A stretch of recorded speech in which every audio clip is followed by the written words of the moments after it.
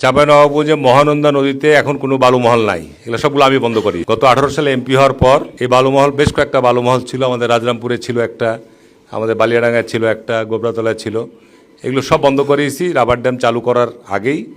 যে এগুলো মানুষের ব্যাপক অভিযোগ ছিল, কারণ আগে যখন বালুমহল ছিল তখন ম্যানুয়ালি বালি তুলতো, কিন্তু এখন বালুমহলে একেবারে ড্রেজার লাগিয়ে বালু উঠাচ্ছে, যে কারণে নদী, মহানন্দা নদীতে শান্ত নদী, ভাঙন ছিল না। এখন আমি যদি ওখানে 20 ফিট 30 ফিট 40 ফিট গর্ত করে বালি মাটি উঠিয়ে ফেলি, তো স্বাভাবিক দুই সাইডের পাড় ভেঙে পড়বে।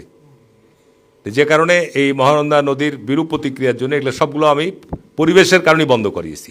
এবং আমি নিজেই সৃষ্টি করেছি পদ্মায় বালুমহল, আমার দ্বারা সৃজিত। 18 সালে এমপি হওয়ার পর আগে এগুলো কোনো বালুমহল ছিল না।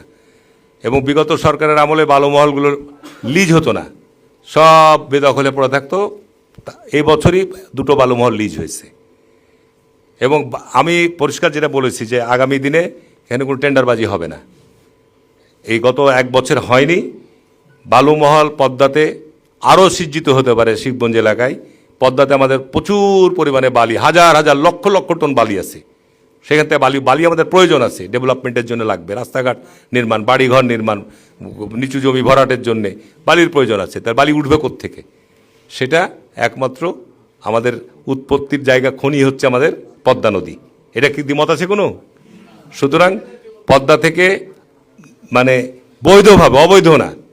এবং তোমার জানা দরকার যে 6 নম্বর বাঁধ এলাকায় এই 5ই আগস্টের পরে ভয়ানক আকারে মাটি উত্তোলন শুরু হয়েছিল। রাতের বেলা শত শত ট্রাক দিয়ে মাটি উত্তোলন হচ্ছিল। এবং সেখানে না, ওটা মার্ডার হয়েছে আওয়ামী লীগের সময়।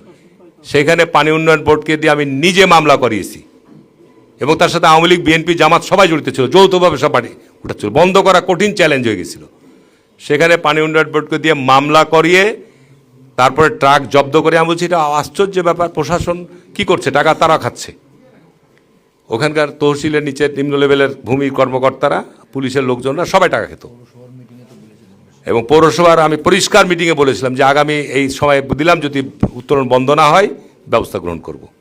তারপরে যাই হোক বন্ধ হচ্ছিল। এখন টুকটাক বিচ্ছিন্ন আমি তো আমার থানার টেরিটরি আমি দেখতে পাবো। আমি তো যা বোলাহাট দেখতে পারবো না, আমি শিখবঞ্জ দেখতে পারবো না। ভবিষ্যতে সেরকম গুরুত্বপূর্ণ দায়িত্ব পেলে তখন দেখতে পারবো। তবে এইটা সাংবাদিকদেরকে এই জায়গাটার ব্যাপারে সিরিয়াস হতে হবে যে অবৈধ বালু উত্তোলন বন্ধ কোনোভাবে করতে দেওয়া যাবে না।